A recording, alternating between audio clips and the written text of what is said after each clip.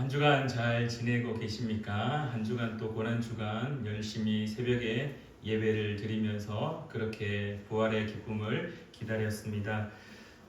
개인적으로 저의 한 주는 참 즐거웠습니다. 육신은 사실 제가 부끄럽지만 새벽 예배를 잘 평소에는 안 드리기 때문에 늘 아침에 7시까지는 이제 잠을 이렇게 누리었었는데요. 갑자기 안 하던 걸 하려고 하니 새벽에 일어나는 게 사실 쉽지 않아서 육신적으로는 참 많이 육체적으로는 많이 좀 피곤한 한 주였지만 근데 기쁨 마음의 심적인 부담 넘어서서 마음에는 너무 행복했습니다. 하나님 말씀을 볼 때마다 매일매일 설교를 준비할 때마다 책을 펼칠 때는 그리고 성경책을 펼칠 때는 펼치기 직전까지는 사실 힘들었습니다. 주님 말씀을 또 어떻게 또 무엇을 이렇게 고민하고 막 사투를 벌이는데 말씀을 딱 펼치니까 준비된 듯이 하나님이 깨닫게 하시고 읽을 때마다 삭삭 떠오르게 하시고 설교자 입장에서 제일 속상할 때가 언제인지 혹시 아시나요? 제일 속상할 때는 설교를 다 했는데 다 끝냈는데 끝나고 나서 뒤돌았을 때 요것도 더 했으면 좋았을 텐데 요것도 더 첨부했으면 참 좋았을 텐데 이것까지 딱 했으면 더 금상첨화였을 텐데 이런 게 생각날 때가 참 개인적으로 또 좀 후회가 되기도 하고 그렇지만 한 주간 말씀을 준비하면서 말씀을 펼 때마다 참 기쁨이 넘쳤습니다. 그러면서 오늘 부활주일을 준비하면서 어떤 말씀을 또 성도님들과 함께 고민하고 나눌까라는 고민 속에 오늘 계속해서 묵상을 하는 중에 오늘 이 말씀이 저에게 눈에 확 돌아왔습니다. 오늘 말씀의 제목이 혹시 한번 읽어보시겠습니까? 말씀의 제목 시작. 당돌한 믿음 아리마대 요셉. 오늘 본문 말씀에 읽으시면 43절에 이렇게 표현합니다. 아리마대 사람 요셉이 와서 당돌이 빌라도에게 들어가라고 말하고 있습니다. 당돌하다라는 말이 무슨 말입니까? 당돌하다라는 것은 앞뒤를 재지 않고 이익과 손해를 따지지 않고 내가 손해 볼 것, 내가 이익을 볼 것 이런 거 생각하지 않고 이런저런 상황들을 염두에 두지 않고 그냥 무식하게 들이대는 겁니다. 아무것도 따지지 않고 무식하게 그냥 들이대는 것. 우리 요즘 말로는 무식하다라고 할 정도로 그냥 막 들이대는 것이 당돌하다라는 표현 속에 들어가 있는 의미입니다.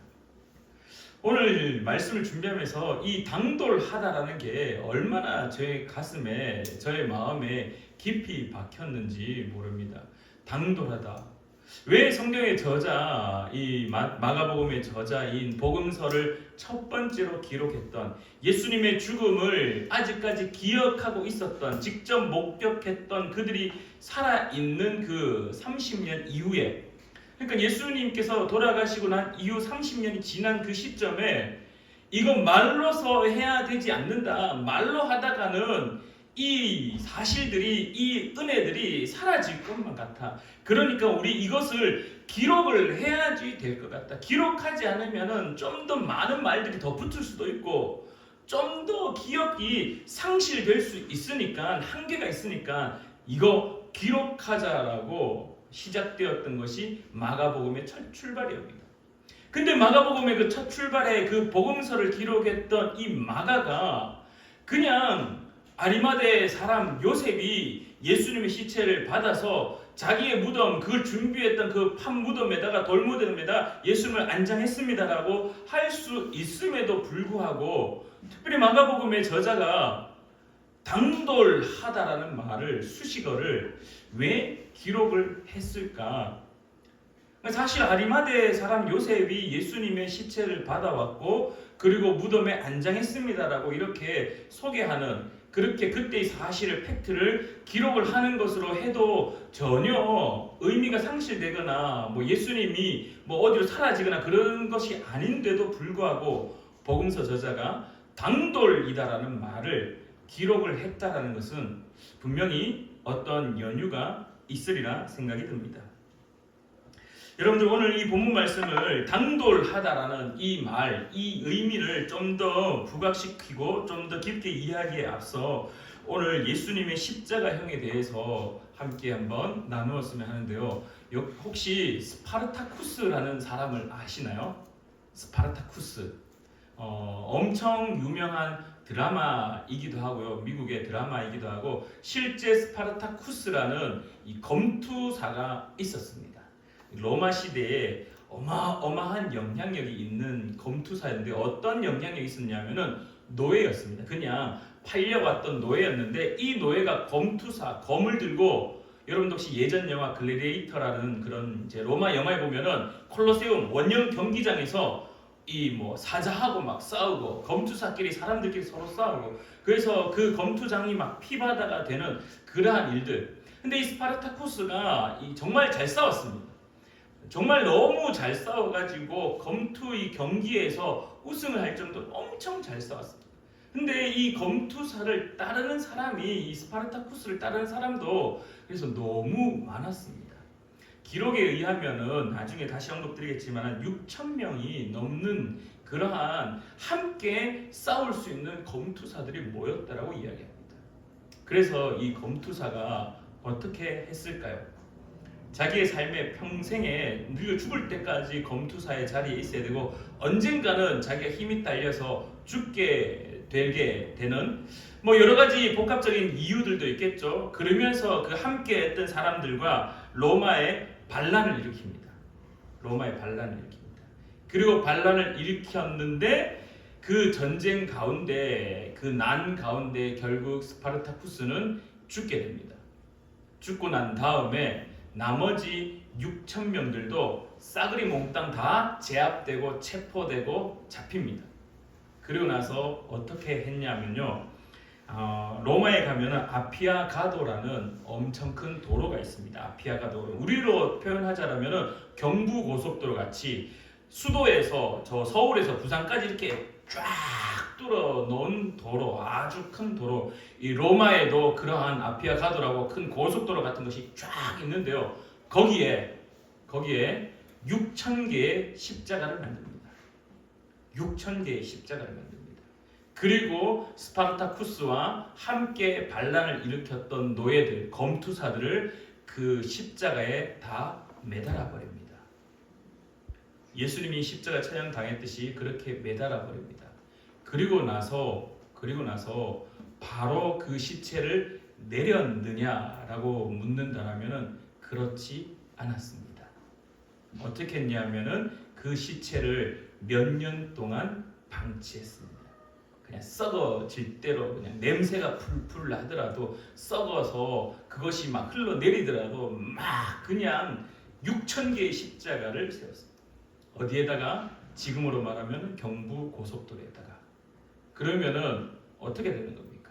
그 지나가는 모든 사람들이 그 경부 고속도로를 차를 타고 막 지나가는데 쫙 6,000개의 십자가에 사람이 매달려서 피를 흘리고 있고 막 똥오줌을 막 싸고 있고 살려달라고 막 부르짖고 있고 숨 못 쉬어서 막 죽을 똥 살똥하고 있고 그리고 시간이 지나니까 이제 썩은 내가 죽음에 이르러서 썩은 내가 풀풀 진동하는 그러한 상황. 그럼에도 불구하고 그 시체를 거두어서 장사를 지내준다거나 장례식을 해주지 않았습니다. 여러분들 고대 시대에는 사람을 장사 지내지 않는 것은요 아주 그 죽은 사람까지도 모욕하는 것이었습니다. 쉽게 말해 십자가형은 단순하게 사람을 그냥 죽이는 것이 아니라 처절하게 끝까지 이 수치심을 심겨줄 정도로. 그리고 또 한 예로 이 노예들 검투사들이 십자가형을 받게 되면은 이런 일이 있었답니다. 서로 칼을 들고 싸우게 만듭니다. 서로 칼을 들고 너 싸워서 이기면 살려줄게가 아니라 이기는 사람 하여튼 뭐 살아남으면은 다 그냥 십자가형이야. 어찌되었든 뭐 한번 해봐 했는데 어떻게 했냐면 살아남으려고 하는 것이 아니라 서로를 빨리 이제 서로 두 친구가 이제 죽게 되었는데 그 두 친구가 빨리 자기를 죽여달라고 빨리 자기를 죽여달라고. 그리고 내가 빨리 죽어야지 나 십자가형을 당하는 것보다 빨리 죽는 게 낫다라고 할 정도로, 그래서 그 십자가형은 사실 쉬운 그냥 예수님 십자가에 못 박혔구나라고 했을 때 그 의미가 그냥 단순히 죽는 것을 넘어서서 한 사람을 모욕을 하는데 정말 수치스럽고 평생에 그냥 머릿속에 각인될 정도로 모욕적인 것이 십자가형이었습니다. 로마 입장에서는 반란을 하면은 너네 봤지? 아피아가도에 거기 봤지? 십자가 6,000개 세우는 거 봤지? 여러분들 십자가 하나 만드는 게 쉽지 않는 겁니다. 나무 십자가 틀을 만들죠. 땅을 파야 되죠. 거기에 세워야 되죠. 그것을 세우는 사람들이 얼마나 많이 동원되었겠습니까? 그 나무 십자가 틀을 만드는 사람들이 얼마나 많이 동원되었겠습니까? 그 옆에 십자가를 달기 위해서 못질하는 사람들이 얼마나 동원되었겠습니까? 로마의 군사들이 얼마나 동원되어서 그 일을 감행했겠습니까? 그러니까 로마 입장에서는 반란을 하는 순간 내 모든 권력을 총동원해서 짓밟아버리겠다. 그리고 다시는 이런 일이 생기지 않도록 너희들을 짓눌러버리겠다. 그래서 십자가는 로마 힘의 상징이었습니다. 이 십자가를 보는 순간 그 아피아가도에 6,000개 세워져 있는 십자가를 보면서 지나가는 사람들이 무슨 생각했겠습니까? 아이고 저 사람 죽었네. 아이고 냄새나네. 아이고 무서워라. 이 정도가 아닙니다. 그냥 막 바들바들 떨면서 내가 절대로 로마에게 봉기를 들어서는 안 되는구나. 내가 절대로 로마의 그 힘에 굴복해서 살아야 되는 것이 당연한 거구나. 내가 절대로 로마 황제에게 당신은 주가 아닙니다라고 말하는 순간 끝장나는구나 라는 것이 그들의 삶에 그냥 확 배겨 있는 시대였습니다. 그런 시대였습니다. 근데 여러분들 그런 시대를 살고 있는데, 그러한 세계관 속에 살고 있는데 이 아리마대 사람 요셉이 무엇이라고 이야기했냐면은 당돌히라고 성경은 말합니다. 당돌이 빌라도에게 갑니다. 여러분들 예수님이 못 박혀서 예수님이 돌아가시는 사건은 두 가지의 힘이 있습니다. 두 가지의 힘이 있습니다. 첫 번째는 로마의 힘입니다. 로마의 힘. 빌라도가 로마에서 파견된 총독이지 않습니까? 결국 로마의 병사에 의해서 십자가에 못 박히지 않습니까? 로마의 힘이 그 당시에 상징하였기 때문에 로마의 승리처럼 보이도록 로마의 힘이 거기에 있었고요. 두 번째 힘은 무엇이었냐 하면은 유대인들의 종교 지도자 그 카르텔, 그 기득권자들의 힘이었습니다. 이 두 가지의 힘이 그 십자가형을 예수님을 그렇게 죽음에 내몰았는데요. 자, 잘 한번 생각해 보십시오. 빌라도는 로마의 총독입니다. 로마로부터 파송받은 총독입니다. 총독. 그러면은 누구 편의 선자입니까? 로마 편의 선자입니다. 황제 한마디에 총독에서 계속 할 수 있는 사람이며 로마 황제 한마디에 총독에서 잘릴 수 있는 사람입니다. 그러니까 로마의 눈치를 볼 수밖에 없는 사람입니다. 아무리 총독이지만은 아무리 멀리 떨어져 있는 이스라엘의 현재 로마에서부터 이스라엘 멀리 떨어져 있다 하더라도 이 총독은요 로마 황제에게 잘 보여야 되는 사람입니다. 근데 빌라도가 십자가의 의미를 몰랐을까요?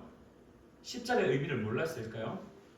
빌라도가 그 십자가형의 의미를 몰랐을 수 없습니다. 다 알고 있습니다. 그럼에도 불구하고 시체를 모욕을 주고 그 죽은 자를 치욕스럽게 계속해서 세워서 로마의 힘을 계속해서 보이는 것이 로마의 상징이었고 로마의 그 당시의 모습이었습니다. 그런데 아리마대 사람 요셉이 와서 어떻게 합니까? 당돌하게 들이박아 버린 겁니다. 들이박아 버린 겁니다. 뭐라고? 시체를 주십시오. 예수님의 시체를 주십시오. 빌라도 입장에서는 어떤 생각이 들었겠습니까? 임마 이거 봐라. 임마 이거 봐라. 이놈 이거 뭐지? 여러분들 빌라도가 아리마대 사람이 와가지고 달라고 했을 때 옳지 그래 이제 뭐 십자가 죽었으니까 이제 줄게. 그냥 쉽게 생각하시면 안 됩니다. 빌라도는요 로마입니다. 로마. 작은 로마의 상징이었습니다. 그러니까 요셉이 시체를 달라고 하더라도 빌라도 입장에서는 무슨 소리 해? 웃기지 마. 로마의 힘을 계속해서 보여야 돼. 마침 잘 됐어. 너희들이 바랬던 바라바가 풀려났지. 이제 너희들 앞에 딱 보여야 될, 어떻게 보면은 딱 선택지가 딱 있잖아. 예수를 죽였고 십자가에 매달았으니까 이제 다시 너희들이 밀란을 일으키지 않도록, 성경은요 밀란이 일어날까 두려워했다고 이야기를 하거든요. 밀란이 일어나지 않도록 철저하게 그들을 힘으로 짓누를 수 있는 방법은 무엇이냐? 예수님을 십자가에 계속 못 박아두는 겁니다. 그 시체에 썩은 내가 풀풀 날 때까지. 그래서 로마의 힘이, 로마의 십자가가, 이 형벌이 얼마나 무서운지, 다시금 너희들이 밀란을 일으키면은, 반란을 일으키면은 너희들 싹 다 이렇게 죽여버릴 거야. 그러한 생각이 빌라도의 가슴에 있었음에도 불구하고 오늘 아리마대 사람 요셉은 어떻게 했습니까? 성경에서 이렇게 표현합니다. 당돌이 들이박아 버렸습니다. 당돌이 들이박았습니다. 오늘 저와 여러분들이 오늘 부활주일날 한 가지 우리의 신앙에 결정되어야 될 수식어가 한 가지 있다라면 이 당돌하다라는 표현인 것 같습니다. 어떻게 보면은 빌라도 입장에서 아리마대 사람 요셉이 그렇게 들이박았을 때 어떤 행동을 할 수 있느냐? 오늘 성경에는 예수님의 시체를 주었다라고 표현하고 있지만은요, 빌라도가 예수께서 벌써 죽었을까 하고 이상히 여겨 백부장을 불러 죽은 지가 오래냐 묻습니다. 정말 감사한 일이죠. 정말 감사한 일이죠. 근데 원래 빌라도 입장에서는, 원래 로마 입장에서는 어떻게 됐느냐? 야, 너 예수하고 똑같이 밀란을 일으키려고 하는 거 아니냐? 너 예수의 한패 아니냐? 너 예수 그 사람의 추종자 아니냐? 너 똑같이 예수와 함께 밀란을 일으킬 자가 아니냐라고 추궁하고 붙잡아서 죽여도 되는 이가 누구였느냐? 빌라도였다라는 겁니다. 그럼에도 불구하고 빌라도는 그것을 뛰어넘는 모습을 오늘 성경을 통해서 보여주고 있습니다. 그리고 두 번째는요, 여러분들 오늘 이 아리마대 사람 요셉을 소개할 때 이렇게 이야기합니다. 이 사람은 존경받는 공회원이라고 이야기합니다. 공회원이라고 말하면은 뭐 지금으로 표현하면 국회의원 같은 사람입니다. 그 유대 땅에 있었던 이스라엘 사람들, 그들의 이 자치 정치 기구라고 표현해야 될까요? 대제사장을 비롯하여 가야바를 비롯하여 그 당시의 백성의 장로들, 그 공회원들, 그래서 공회가 있을 때마다 함께 모여 투표하는, 그래서 예수님이 십자가에 예수님을 죽여야 된다고 이야기할 때 그 공회로 모였을 때 아마도 유일하게 반대표를 던졌던 이가 아리마대 사람 요셉. 아리마대 사람 요셉. 요한복음에 등장합니다. 그래서 아리마대 사람 요셉이 반대했다라고 표현합니다. 여기서 우리가 한번 곱씹어 보아야 될 것이 있습니다. 여러분들, 대제사장 가야바는 어떤 말을 했던 사람이냐 하면요, 예수님이 너무 눈에 가시였습니다. 부활한 나사로를 소생시키고 막 온갖 병자를 치유하고 온갖 막 하나님의 나라에 대한 말씀들 선포를 막 합니다. 듣다 보니까 자신의 기득권이 빼앗기기 일보 직전인 겁니다. 듣다 보니까 자기가 지금까지 해왔던 그 모든 카르텔의 행위들이 정당화가 아니라 다 박살나기 일보 직전인 겁니다. 이거 예수님이 말씀하신 대로 모든 것들이 회복되어지면은 자기의 자리가 다 사라지게 생겼던 겁니다. 그래서 가야바가 뭐라고 이야기를 했냐면은, 야, 한 사람만 죽으면 돼. 한 사람만 죽으면 돼. 한 사람만 죽으면은 우리 모든 것이 안전해. 한 사람만 죽으면은 모든 것이 다 제자리에 있을 거야. 그러니까 저 예수 저거 죽이면 돼. 공회를 모아. 근데 한 사람이 반대표를 던집니다. 아리마대 요셉입니다. 여러분들, 그 수많은 공회원들 사이에 아리마대 요셉은 어떤 사람이었을까요? 어떤 사람이었을까요? 성경의 아리마대 요셉을 다 복음서에서는 예수님의 제자라고도 표현하고 있습니다. 유일하게 반대표를 던졌던 사람이라고 표현합니다.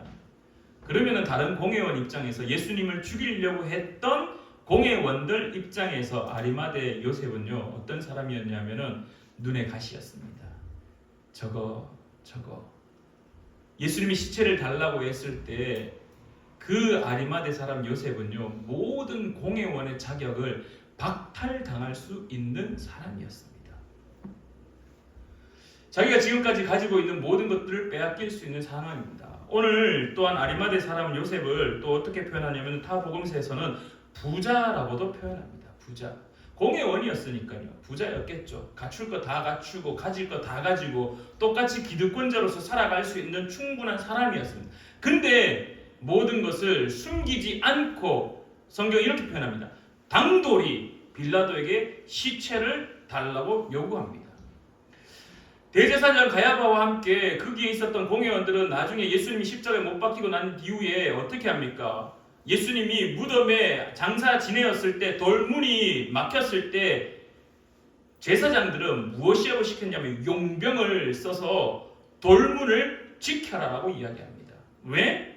혹시 제자들이 예전에 예수가 3일 만에 부활한다라고 했는데 혹시 돌문을 열고 제자들이 와서 그 예수의 시체를 훔쳐가지고 어딘가에 숨겨놓고 예수님이 부활했다라고 말을 할까봐 두려워서 그렇게 예수님의 시체가 움직이지 못하도록 이동되지 못하도록 너희들 그 돌문을 지켜라. 왜? 눈에 가시였으니까. 그렇다면 아리마대 사람 요셉 역시 눈에 가시였습니다. 어떻게 예수의 시체를 내려달라고 이야기할 수 있을까? 로마의 힘이 저렇게 보여야 되는데 어떻게 신성모독으로 죽인 저 예수가 어떻게 저 예수의 시체를 달라 할 수 있을까? 그 당돌한 아리마대 사람 요셉. 자기 모든 것이 다 빼앗기고 부자로서의 삶도 공회원으로서의 삶도 다 끝장날 수 있는 상황임에도 불구하고 아리마대 사람 요셉은 빌라도에게 가서 예수님의 시체를 자신에게 줄 것을 요구합니다. 당돌이 빌라도에게 들어가 예수의 시체를 달라 하니. 사랑하는 우리 푸른나무교회 성도님들, 오늘 부활주일입니다. 부활주일에 여러분들의 믿음이 어떤지 다시 한번 돌아보는 시간 되기를 간절히 바랍니다. 나의 신앙은 어떠한가? 나의 믿음은 어떠한가? 오늘 아리마대 사람 요셉은요, 어떻게 보면은 부활을 준비한 자였습니다. 부활을 준비했습니다. 시체를 달라 하지 않았으면 어떻게 되었을까요? 시체가 돌무덤에 들어가지 않았으면 어떤 일이 발생했을까요? 물론 여러 가지 상황들이 있을 수 있겠죠. 실질적으로 그렇게 하지 않았기 때문에 어떤 가능성도 다 열려 있는 건 사실입니다. 그럼에도 불구하고 오늘 아리마대 사람 요셉은 표현되기를, 기록되기를, 복음서 저자가 기록하기를 당돌히 자기가 죽을 것을 알고 있음에도 불구하고 자신이 공회원의 자리에서 쫓겨날 것을 다 예상했을 뿐만 아니라 자신의 모든 재산마저 빼앗겨서 자기 역시 예수와 함께 밀란에 동참한 자로 동조자로 죽을 수 있음에도 불구하고 당돌이 일단 들이박아 버린 겁니다. 사랑하는 우리 푸른나무교회 성도님들의 신앙이 이런 신앙 되기를 간절히 축원합니다. 많은 사람들 앞에 내 신앙을 숨기는 자가 아니라 많은 사람들 앞에 이익과 손해를 따지고 내 상황을 염두에 두고 이래 생각해보고 저래 생각해보고 이래서 생각해보니 손해될 것 같으니까 빠지고 아니 이래 생각해보니 이익이 될 것 같으니까 그리스도인이라고 말을 하는 자가 아니라 쉽게 말해 예수님을 이용하는 자 되지 말라는 말입니다. 그리스도라는 말을 내가 그리스도인이라는 말을 했을 때 내 사업에 내 직장에 내 삶에 조금 유익이 되면은 우리 보통 그렇게 이야기하지 않습니까? 식당 가서 내 시작은 미약하나 내 나중은 창대하리라는 말씀이 적혀 있으면 여기 사장님 교회 다니는갑다 싶어가지고 일부러 내가 교회 다니는 이야기를 더해서 뭔가 서비스라도 하나 더 받으려고 하는 이상 얄궂은 그 심보. 근데 많은 사람들이 흥청망청 놀고 있는 현장에서는 똑같이 놀기 위해서 내 목에 있는 십자가 목걸이를 숨기고 내가 그리스도인이라는 사실을 숨기며 회식의 자리에서는 예수님이 어디 있는지 모른 채 살아가고 있는 부끄러움. 오늘 이런 그리스도인들이 얼마나 많겠습니까? 근데 이런 그리스도인들 앞에 오늘 아리마대 사람 요셉은 단순히 예수님의 시체를 무덤에 안장한 자로서 끝나는 것이 아니라 당돌하게 들이박았다라는 것. 여러분들의 신앙이 아리마대 사람 요셉의 신앙 되기를 간절히 축원합니다. 어디에 있든지 무엇을 하든지 어떤 상황이든지 여러분이 그리스도인 됨이 부끄러운 것이 아니라 죽음이 눈앞에 있을지라도 당돌하게 나는 그리스도인이라고 고백하는, 나는 부활하신 주님을 믿는 그리스도인이라고 그렇게 신앙생활하는 저와 여러분 되기를 간절히 축원합니다. 기도하겠습니다. 참 좋으신 하나님 아버지, 은혜를 진실로 감사드립니다. 오늘 이 부활주일날 주님 앞에 엎드리며 아리마대 사람 요셉의 신앙을 다시 한번 묵상합니다. 혹시 우리의 신앙이 빌라도의 그 로마의 힘에 두려워서, 또 다른 공회원이 두려워서 숨기고 감추고 있지는 않습니까? 하나님 아버지, 그 죽음을 눈앞에 두었던 그 아리마대 사람 요셉 역시 빌라도 앞에서도 당돌하게, 많은 공회원들 앞에서도 당돌하게 나는 예수님을 믿는 사람으로서 나는 예수님의 시체를 요구하고 있는 그러한 믿음의 고백하는 자를 바라봅니다.